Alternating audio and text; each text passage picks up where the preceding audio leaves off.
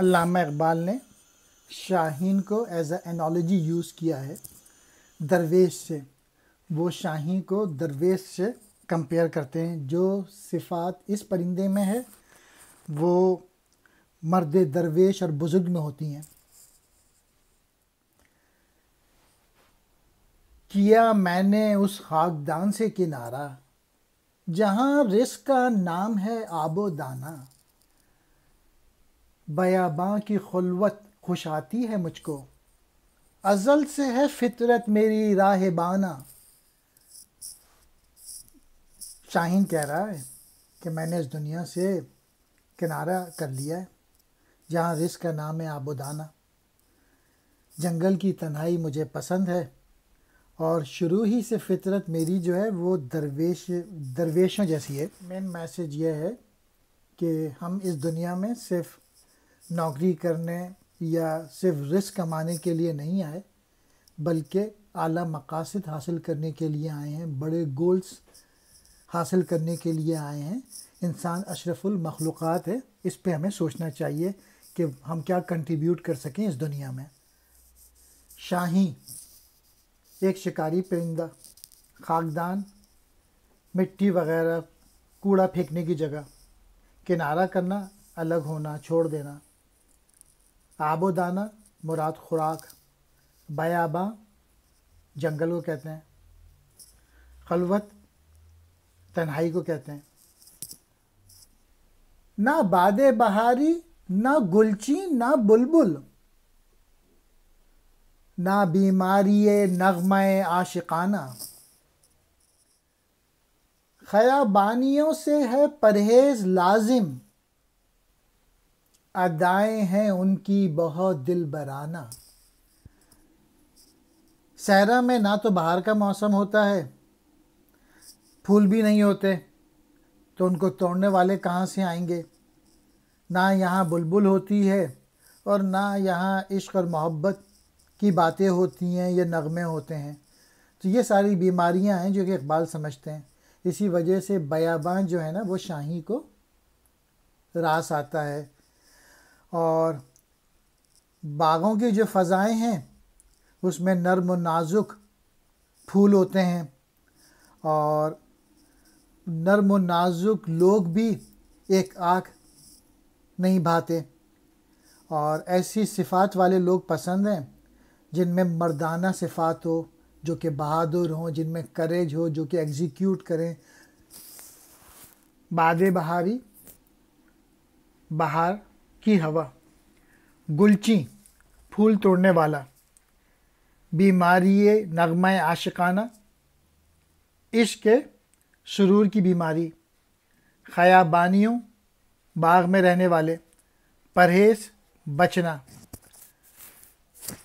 لازم ضروری، ادائیں انداز، دل برانہ دل چھین لینے والی، ہوائے بیاباں بیاباں کی ہوا، صحرا کی ہوا، بیاباں صحرا. ہوائے بیاباں سے ہوتی ہے کاری، جواں مرد کی ضربت غازیانہ. حمام و کبوتر کا بھوکا نہیں میں، کہ ہے زندگی باز کی زاہدانہ. مخاطب ان شعروں کے انسان ہیں اور مسلمان ہیں خاص طور پہ. گو کہ انالوجی دی ہے شاہین کی باز کی.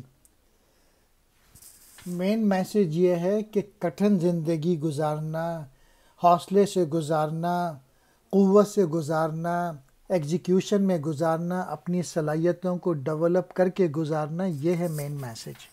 صحرا میں جو لوگ زندگی بسر کرتے ہیں وہ جواں مرد ہوتے ہیں، وہ زیادہ بھرپور ہوتے ہیں. ان کے جو وار ہوتا ہے وہ بہت ہی زوردار وار کرتے ہیں. اور کیونکہ صحرا کی جو ہوا ہے وہ گرم ہوتی ہے، جو کہ زیادہ مشکل ہوا ہوتی ہے، گرم ہوا ہوتی ہے. اس جگہ پہ جو لوگ ہوتے ہیں وہ زیادہ سخت ہوتے ہیں. اور یہ بھی سن لو کہ میں حمام اور کبوتر کا گوشت نہیں کھاتا، میں تو جو زندگی گزارتا ہوں بڑی پرہیزگاری والی زندگی گزارتا ہوں۔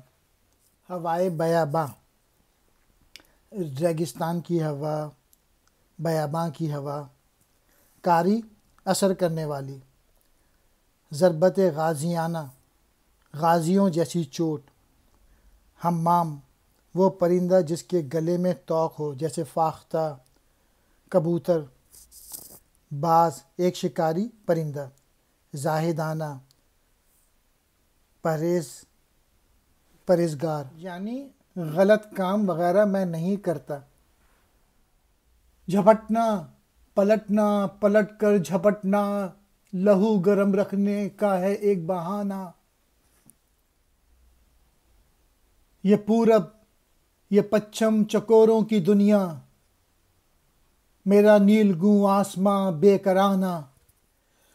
میرا ان پرندوں پر جھپٹنا، پھر پلٹنا اور پلٹنے کے بعد پھر جھپٹنا، یہ صرف شکار کی خاطر نہیں ہے بلکہ یہ تو اپنے لہو کو گرم رکھنے کا ایک بہانہ ہے کہ جسم میں لہو اگر گرم نہ ہو اور اس میں روانی نہ ہو تو ہر جاندار شے ناکارہ ہو جاتی ہے۔ سستی سے، کاہلی سے بچنے کے لیے میں ہر وقت ایگزیکیوٹ کرتا رہتا ہوں، عمل کرتا رہتا ہوں۔ جب بھی ہمت چاہیے ہو یا بڑا ویژن کرنا ہو تو یہ شعر پڑھتے رہیے گا کہ میرا نیلگوں آسماں بے کرانہ، یعنی ویژن بڑا ہے، میں آسمانوں پر اڑتا پھرتا ہوں اور میں چکوروں کی طرح نہیں ہوں کہ میں مشرق و مغرب کی فضا میں کوئی ناتواں نہیں ہوں، میں کوئی کمزور پرندہ نہیں ہوں، میں تو آسمان کی فضاؤں میں پرواز میں رہتا ہوں جہاں پہ صرف عزم والے، ہمت والے لوگ جا سکتے ہیں۔ کم ہمتی اور بزدلی مجھے شیوا نہیں۔ لہو گرم رکھنا یعنی پیشن کو زندہ رکھنا، جذبوں کو زندہ رکھنا، حرارت کو برقرار رکھنا۔ بہانہ کہتے ہیں طریقے کو، انداز کو۔ پورب مشرق، پچھم مغرب، چکوروں، چکور کی جمع، ایک پرندہ جس کے بارے میں روایت ہے کہ وہ چاند کا عاشق ہے۔ نیلگوں، نیلے رنگ کا، بے کرانہ، بے کنارہ، جس کا کوئی کنارہ نہ ہو۔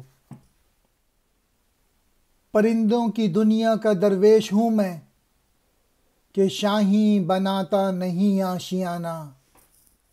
جن لوگوں میں بہت صلاحیتیں ہوتی ہیں، جو لوگ ڈرتے نہیں ہیں، جو لوگ بہادر ہوتے ہیں، وہ کسی ایک مقام پہ اپنا آشیانہ نہیں بناتے، ان کی دنیا جو ہے وہ لامحدود ہوتی ہے۔